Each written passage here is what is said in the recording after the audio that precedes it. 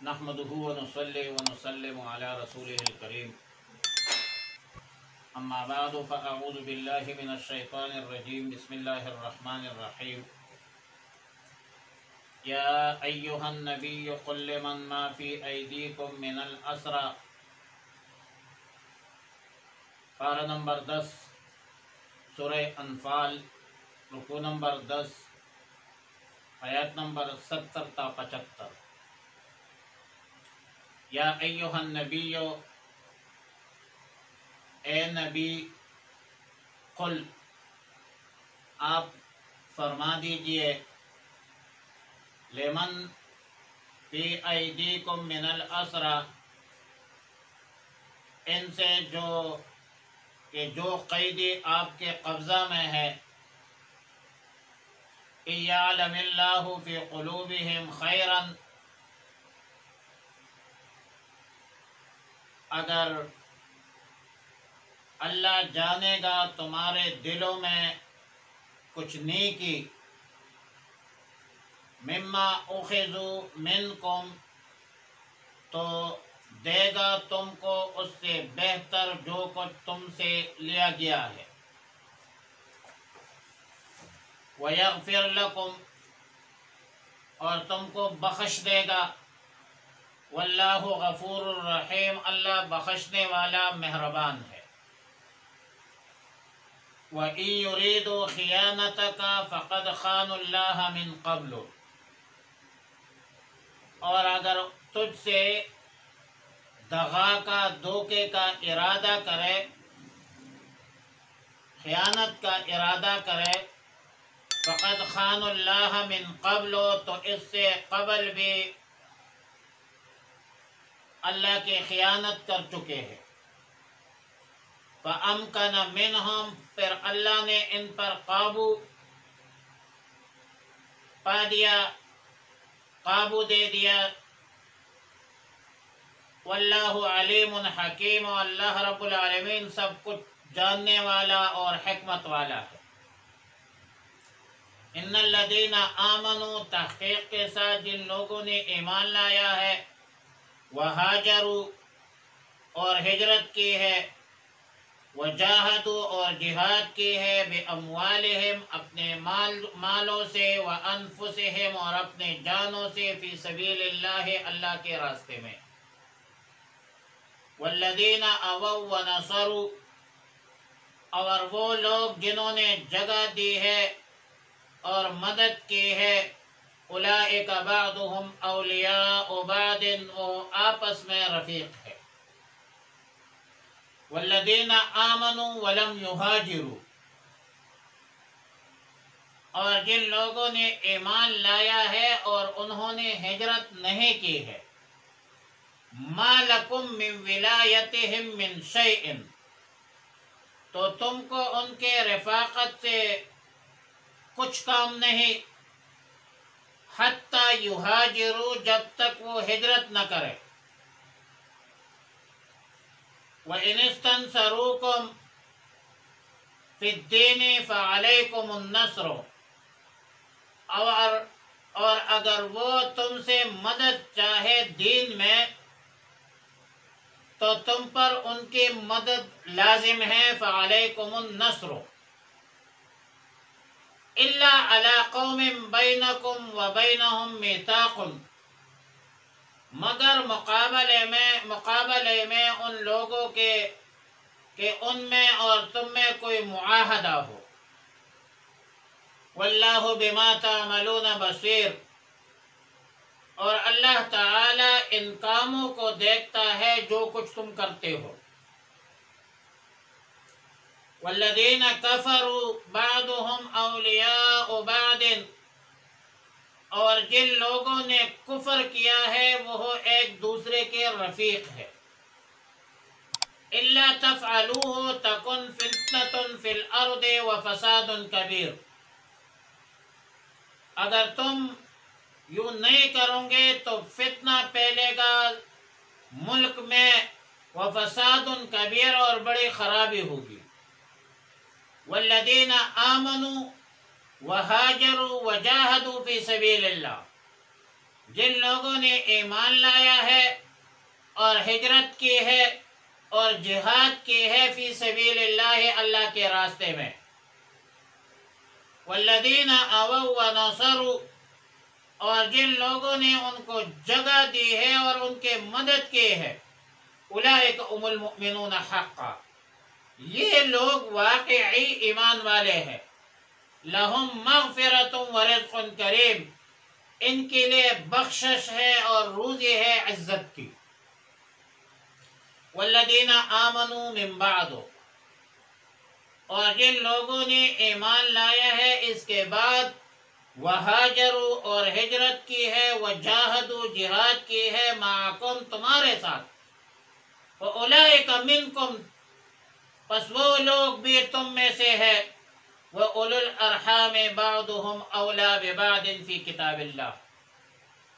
اور رشتہ دار آپس میں زیادہ حقدار ہے ایک دوسرے کے اللہ کے حکم میں، ان اللہ بکل شیء علیم، تحقیق کے ساتھ اللہ رب العالمین ہر چیز پر خبردار ہے۔ آیت نمبر 70 کے حوالے سے حافظ ماد الدین ابن کثیر نے تفسیر ابن کثیر میں لکھا ہے کہ جب عبداللہ ابن عباس ابن عبد المطلب نے یہ کہا کہ میں مسلمان تھا اور میرا مال غزوہ بدر میں لے گیا، اس کو میرے جان کے فدیہ میں لگایا جائے، اور رسول اللہ صلی اللہ علیہ وسلم نے اس سے انکار فرمایا۔ پھر انہوں نے اپنا اور مزید آدمیوں کا فدیہ بھی دے دیا حضرت عباس رضی اللہ تعالیٰ عنہ نے۔ تو اللہ تعالیٰ نے فرمایا کہ یا ایھا النبی قل لمن ما فی ایدیکم من الاسری، فرمایا کہ اے نبی جو قیدی آپ کے کنٹرول میں ہے، آپ کے قبضہ میں ہے، ان کو فرما دے اگر تمہارے دل میں ایمان ہے جس کا علم اللہ کو ہے تو اللہ تم کو اس سے بہتر مال عطا فرما دے گا جو تم سے لیا گیا ہے، اور اللہ تمہارا بخشش بھی کرے گا۔ حضرت عباس رضی اللہ تعالی عنہ جب پوری طرح اسلام میں داخل ہوئے تو انہوں نے اس وعدہ کو سچا پایا، اللہ کا یہ جو وعدہ تھا وہ سچا پایا، اور فرماتے ہیں کہ اللہ تعالیٰ نے مجھے 20 اوقیہ کی جگہ 20 غلام عطا فرما دی جو مال کما کر لاتے تھے، اور اللہ سے مغفرت کی امید بھی رکھتا ہوں۔ آیات نمبر 71 میں فرمایا کہ وَإِن يُرِيدُوا خِيَانَتَكَ فَقَدْ خَانُوا اللَّهَ، یعنی اگر یہ لوگ آپ کے ساتھ خیانت کا ارادہ رکھتے ہیں تو اس سے آپ کو کوئی نقصان نہیں پہنچے گا، اور یہ تو وہ لوگ ہیں جو اس سے قبل اللہ کے ساتھ خیانت کر چکے ہیں، مطلب الستو بربکم والا جو میثاق تھا عالم ارواح میں، عالم ازل میں، اس اعراض سے یہ لوگ انحراف اور اعراض کر چکے ہیں۔ لیکن ظاہر ہے کہ جو قیدی مسلمان ہو گئے اور پھر اسلام سے پیر جائے تو یہ لوگ خود اپنا نقصان کریں گے، یہ خیانت خود ان قیدیوں کے لیے، ان مرتد قیدیوں کے لیے مضر ثابت ہوگی۔ باقی دلوں کے رازوں کو اللہ جانتا ہے اور اللہ تعالیٰ بڑی حکمت والا ہے، لیکن مشرف اسلام قیدیوں کی فلاح، صلاح، کامیابی، کامرانی اسی میں ہے کہ وہ ایمان لائے اور اسلامی احکامات اور رسول اللہ صلی اللہ علیہ وسلم کے تعلیمات پر پابند رہے، قائم رہے، دائم رہے۔ آیات نمبر 72 میں دفعہ نمبر قانون جنگ کا دفعہ نمبر 13 ہے کہ مقاصد سیاسیہ میں مسلمانوں میں سے فقط ان قوموں اور ان جماعتوں کا خیال رکھا جائے جو مرکز سے وابستہ ہو، اور اس سے مقصود بالذات جو ہے وہ مہاجر مسلمانوں کی وراثت کا معاملہ ہے۔ دراصل جن لوگوں پر احکام شرعیہ عائد ہوتے ہیں، جو مکلف ہے، وہ دو قسم پر ہے، ابتداء مسلم اور نان مسلم، مسلمان اور کافر۔ پھر مسلمانوں میں اس وقت ایک قسم مہاجر تھے جو مکہ مکرمہ سے مدینہ منورہ کی طرف آ کر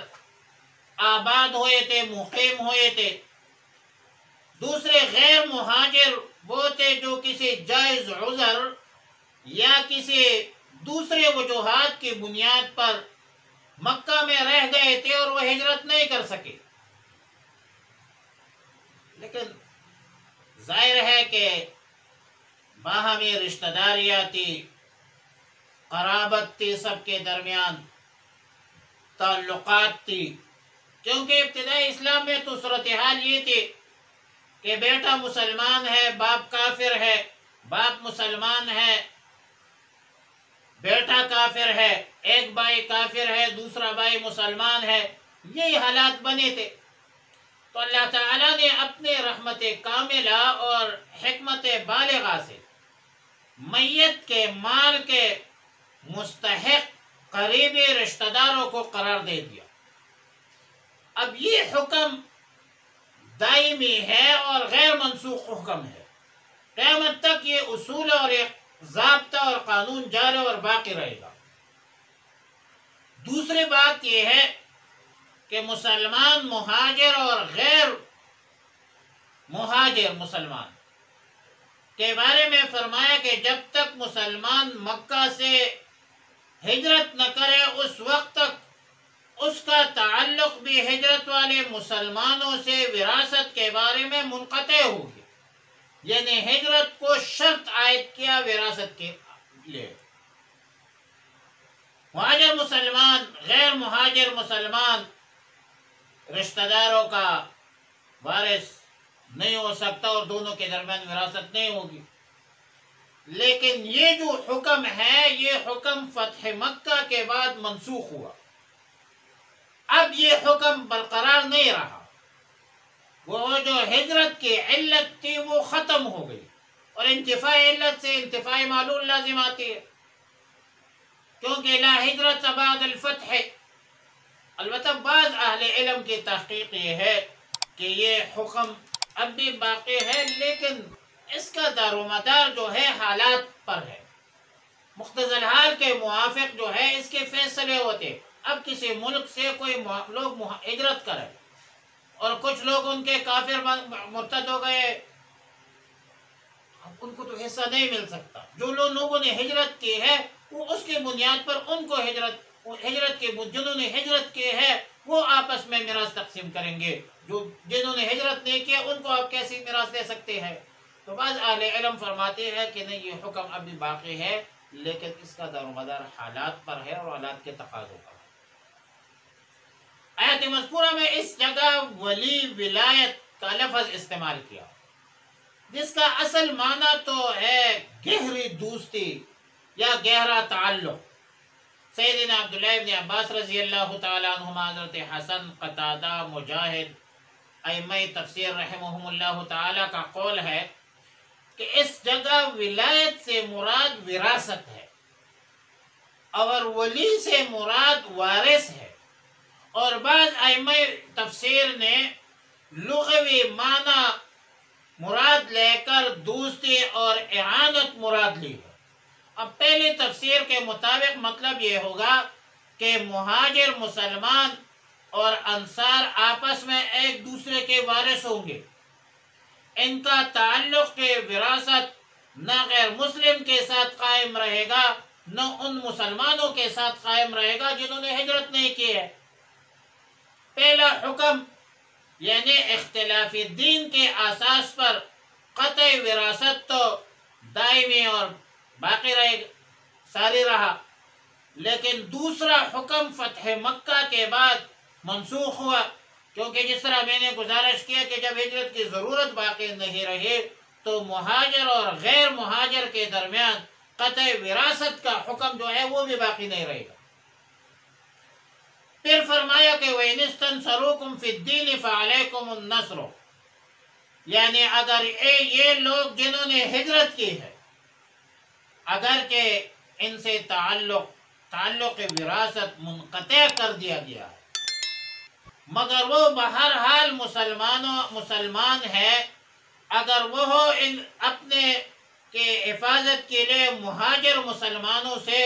مدد طلب کرے تو ان کے ذمہ ان کی امداد کرنا واجب ہے، مگر اصول عدل اور معاہدہ کی پابندی بھی ضروری ہے۔ آیت نمبر 73 میں فرمایا کہ والذین کفروا بعضهم اولیاء بعض، یعنی کافر لوگ آپس میں ایک دوسرے کے دوست ہوتے ہیں، ولی ہوتے ہیں، وارث ہوتے ہیں، اور تقسیم میراث کا جو قانون ان کے مذہب میں رائج ہے تو انہیں ان کے مطابق جو ہے ان کو نافذ کیا جائے۔ الا تفعلوه تکن فی الارض وفساد کبیر، اگر تم نے ایسا نہیں کیا تو پوری زمین پر فتنہ اور بڑا فساد پھیل جائے گا۔ اس جملے کا تعلق ان تمام احکام کے ساتھ ہے جو پہلے گزر چکے۔ غالباً یہ تنبیہ ہے کہ جو احکام اس جگہ بیان ہوئے ہیں وہ عدل، انصاف اور امن عامہ کے لیے بنیادی اصول کی حیثیت رکھتے ہیں، کیونکہ امن برقرار رکھنا یہ بھی ایک ضروری مسئلہ ہے۔ عدل و انصاف کے تقاضے بھی ضروری مسائل میں سے انسانی سوسائٹی میں، لیکن ان آیات میں یہ واضح کر دیا کہ باہمی امداد و اعانت اور وراثت کا تعلق جسے رشتہ داری پر مبنی ہے، ایسی ہی مذہبی اور دینی رشتہ جو ہے وہ بھی قابل لحاظ ہے، بلکہ نسبی رشتہ کو دینی رشتہ پر ترجیح دیا جائے۔ ایک روحانی نسبت ہے، تعلق ہے، اس کو ترجیح دیا جائے، اور یہی وجہ ہے کہ کافر مسلمان کا وارث نہیں بن سکتا، بے شک آپس میں باپ بیٹے ہو یا بھائی ہو آپس میں۔ اور ساتھ یہ بھی تاکید کی کہ مذہبی رشتہ نسبی رشتہ سے اتنا مضبوط کیوں نہ ہو، لیکن اس کے باوجود معاہدہ کے خلاف ورزی جو ہے وہ پھر بھی غلط ہے، درست نہیں ہے۔ اور آیت نمبر 74 میں فرمایا کہ مکہ سے مدینہ منورہ کی طرف ہجرت کرنے والے صحابہ کرام رضوان اللہ تعالی علیہم اجمعین اور ان کے مدد کرنے والے انصار مدینہ یقیناً تعریف تحسین کے مستحق ہے۔ ان کے سچا مسلمان ہونے کی شہادت ہے کہ مغفرت ہے ان کے لیے، باعزت روزگار کا وعدہ ہے۔ مغفرت تو اسی لیے ہے کہ الاسلام یہدم ما کان قبلہ، اور ہجرت تو تہدم ما کان قبلہا۔ آیات نمبر 75 میں مہاجرین کے مختلف طبقات کا ذکر کہ ان میں بعض مہاجرین اولین ہیں جنہوں نے صلح حدیبیہ سے پہلے ہجرت کی ہے، بعض نے صلح حدیبیہ کے بعد ہجرت کی ہے۔ دنیاوی اعتبار سے تو دونوں کا حکم جو ہے وہ برابر ہے، دونوں کو آپ مہاجر کہہ سکتے ہیں، البتہ اخروی درجات میں فرق ہے۔ والفضل للمتقدم، تقدم جس نے اختیار کیا ہے ان کو فضیلت حاصل ہوتی ہے، جو پہل کرے فضیلت ان کو حاصل ہوتی ہے۔ والفضل للمتقدم، اور پھر آخر میں ایک ضابطہ میراث ذکر کیا، اولو الارحام بعضهم اولی ببعض فی کتاب اللہ۔ لفظ اولو کا ترجمہ اردو میں والے سے کیا جاتا ہے، جیسا کہ اولو العقل عقل والے، اولو العلم علم والے، اولو الارحام رحم والے۔ رحم کی جمع ہے، اصل معنی تو وجدانہ ہے، جہاں بچہ جو ہے پلتا ہے، پیدا ہوتا ہے۔ ضابطہ یہ بتلایا کہ تقسیم وراثت میں رشتہ داری جو ہے رشتہ داری کی معیار پر ہونا چاہیے، قرابت کی بنیاد پر ہونا چاہیے، اور جس کو کہتے ہیں اصحاب الفرائض، یا ذوی الفروز کہا جاتا ہے۔ ذوی الفروز وہ ہے جن کے حصص قرآن کریم میں مقدرۃ فی کتاب اللہ تعالی عز وجل، جن کے حصے مقرر ہیں اللہ کی کتاب میں، الفروز المقدرۃ فی کتاب اللہ، اور ان سے جو بچ جائے وہ عصبات کہا جاتا ہے، جدی رشتہ داروں کو درجہ بدرجہ جو میراث دیا جاتا ہے، اور الاقرب فالاقرب کو ترجیح دی جاتی ہے، قریبی رشتہ دار کو مقدم رکھا جاتا ہے۔ تو رسول اللہ مبارک صلی اللہ علیہ وسلم نے فرمایا الحق الفرائض بأہلہا، یعنی جن کے حصے قرآن کریم نے مقرر کیے ہیں وہ مکمل کرنے کے بعد میت کے قریب تر لوگوں کو بھی دیکھا جائے۔ اور اس آیت میں اسلامی وراثت کا وہ قانون بھی منسوخ کر دیا جو اس سے پہلے آیاتوں میں مذکور تھا کہ مہاجرین اور انصار جو ہے وہ باہمی، ان کے درمیان باہمی وراثت جاری اور ساری تھی۔ تو وہ مہاجر اور انصار کے جو تفریق تھی کہ جس نے جو ان کے درمیان جو وراثت کا مسئلہ تھا وہ منسوخ ہو گیا۔ اب وراثت کی بنیاد جو ہے وہ قرابت پہ ہے اور رشتہ داری پر ہے، یہ ہجرت پر بھی نہیں ہے اور غربت پر بھی نہیں ہے۔ میراث کا دار و مدار غربت پر نہیں ہے، یہ قرابت پر ہے،